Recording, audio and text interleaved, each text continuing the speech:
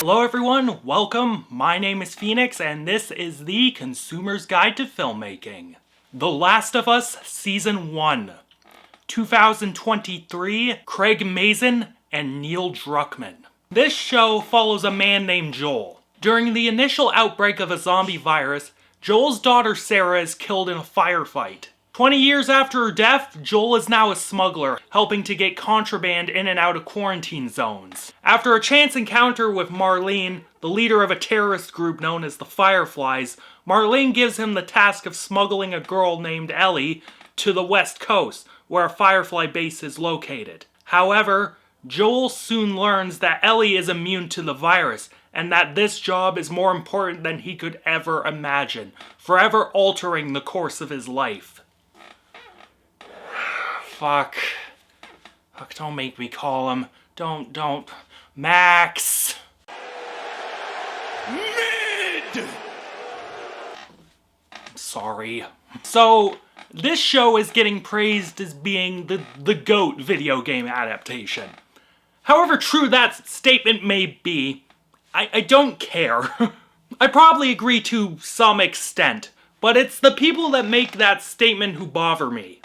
The people pushing this take, I guarantee you either A, didn't play the game, or B, played the game so fucking long ago that they do not remember the details of that game. Column A people don't bother me, because they don't know any better, and at least they got an entertaining show out of it. But it's the column B people that bother me, because they should know better. And they should actually understand how fucking mid this show is in many regards. But to be nice, let's talk about what this show did right. For starters, the show captures the look and sounds of the game pretty well, especially in terms of production design. The sets and locations for this show feel true to the spirit of the game, at times feeling like they were ripped right from the game. The QZs, the mall from Left Behind, the dilapidated cities, the little town run by the cannibals from the winter section, this is all well and good. The costumes and makeup are all great as well. Joel and Ellie look like Joel and Ellie more or less. The zombies all looked great as well. The clicker episode legit had me on the edge of my seat. And when that thing appeared on screen for the first time, I was really impressed. Same can be said for the bloater, that thing looked fucking good as well. The score for this show is of course done by Gustavo... I'm not pronouncing that last name, let's just call him Gustavo from now on. Anyways, without that score, The Last of Us wouldn't be the same at all. It's just excellent stuff. And in terms of sound design, the clicker episode is a highlight because it fully captured how fucking scary those things are. And I'd love to revisit that episode with headphones on. In terms of writing, the show of course changed tons of things around, but I think some of these changes were either inconsequential or actually kind of welcome. The inconsequential stuff mostly amounted to adding backstories to characters that didn't really have any in the game. Like, it's fine and it functions on a narrative level, but I don't ultimately give a shit. An example of this would be Henry and the gang in the big city. I forget what the city was.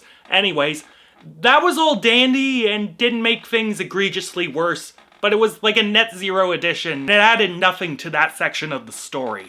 The welcome stuff to me was how they, shall we say, unobtrusively expanded on the world of the game. Getting glimpses into how the cordyceps virus spread, how scientists were talking about it, and how the QZ societies worked was pretty neat. Further, they at least didn't fuck up Joel and Ellie's dynamic. Like, thank God they didn't. And they handled the ending of the story well. The dynamic of Joel and Ellie was brought to life really well by Pedro Pascal and Bella Ramsey. While Pedro was no Troy Baker, and didn't quite capture the performance Baker gave, Pedro did a hell of a fucking job regardless. He captured the right emotions well enough, and he was clearly giving her during certain scenes. But Bella Ramsey was the highlight. She was a fucking great Ellie. She clearly did her homework and captured everything about Ashley Johnson's performance, even down to the voice. It was impressive how good that impression was. But the problems with this show lie on multiple fronts. Technically, the cinematography and editing is fine, but doesn't quite capture the visual style of the game. At certain points, they tried, like with the giant clusterfuck at the beginning when everything went to shit. They kinda did the over-the-shoulder camera in the car, but then it just turned into boring shot reverse shot stuff. Most of the show didn't capture the amazing visual style of the game, but that might have just been the nature of transitioning the medium. The only moment that was truly captured perfectly was the ending. The smash cut was kept intact, and it maintained that energy. I breathed a sigh of relief and was impressed by that. This is just me, but ultimately they could have done more with this show visually. In terms of production design, this show cut or altered a bunch of big and major set pieces from the game, and it was super transparent that it was due to a lack of budget and resources. Like, certain set pieces being cut, I could forgive, because thinking like a producer and a director, that shit would take a lot of time and money to set up, and it would be a bitch to coordinate. The bus in the flooding tunnel is one that came to mind. Debatably, the stuff from Left Behind that wasn't flashback oriented with Ellie searching through the mall would have been excessive, but I think that could have been done efficiently with some changes. But the ones that fucking annoyed me the most were when Joel got stabbed at the university, and also when the zombie was chasing Ellie and Riley during Left Behind. For the former, like, come on guys. Could you guys seriously not set up a metal bar and do some simple prosthetics and editing tricks? Were you that fucking lazy and strapped for cash? For the latter, like, sure, it was easier the way you did it, but come on. It was just another set to build. That would have been nothing in the grand scheme of things. It would have made it more fun. Like, these two things just show a lack of care or thought, and it was just money crunching. This leads into the writing. Cutting all the stuff they cut from the world of the game and the set pieces they cut, those pieces from the game were great for tension and excitement. The spores were a neat thing, and added an air of danger when you were traversing through certain areas. Without that, the scenes in the show that maybe would have involved them were just kinda mid. Not to mention, cutting all those set pieces from the game because you couldn't afford to recreate them just robs so much from the experience. There are some fucking awesome set pieces in that game that would have added so much in terms of viewer experience, and would have given you more content to keep the show going for longer. This show is legit fucking dimes for HBO, but that's maybe, you know, hindsight being 2020. Then we have elements of the writing where the changes were acting against the themes and purposes of the game's presentation. The very first episode was devoid of the tension that the game had because Sarah was acting like a Class A dipshit. Oh, I'll just go outside during the chaos and look around. Nothing wrong with that. Stay in the house, you little fucking shit. When you walk around as Sarah in the house and you are seeing the chaos starting to unfold on the TV and watching the bombs drop from your window and then Joel runs in the house like shit's going down, time to move, that sequence in the game is fucking brilliant tension building. Why change that at all? Oh god, this one's gonna get me shit on, but the Bill episode, wasn't a fan. I'm sorry, but for as schmaltzy as it was, and I do love me some schmaltz, it was so fucking mind-numbing in terms of how badly they missed the point. Firstly, the two of them dying together in some Romeo and Juliet bullshit went against the nature of Bill's character. He was a survivalist and an isolationist, and that was what drove Bill's boyfriend away.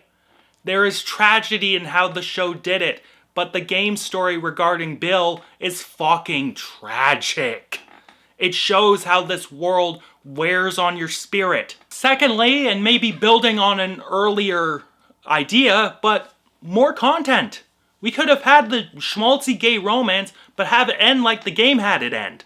Then you get to do all the set pieces from that area of the game as a whole episode. The 2 episodes of Nick Offerman. Cool. Dope.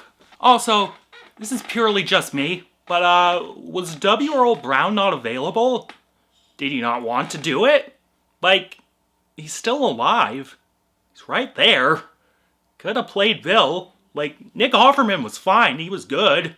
Like, whatever. But W. Earl Brown was kind of really good as that character. It's just me, though. Overall, The Last of Us as a show was not as horrible as it could have been. Craig Mazin and Neil Druckmann did their best to adapt this game for a television audience. While certain things were done with varying degrees of success, other stuff seemed to actively detract from the amazing world and ideas that the game presented. Call me fucking nitpicking and biased all you want. Call me a hater. I don't fucking care. The show is mid. Play the fucking game. And yeah, I'm feeling a 5.5 out of 10 on this one. I'm sorry. Like, it's just mid. It's just mid. Play the fucking game. Catch you later, guys.